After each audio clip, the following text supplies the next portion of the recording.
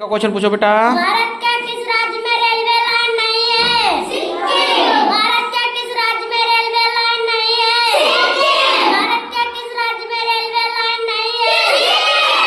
भारत के किस राज्य में रेलवे लाइन नहीं है? सिक्किम। वेरी गुड, जोरदार क्लैपिंग। सिक्किम एक पहाड़ी राज्य है। कैसा राज्य है?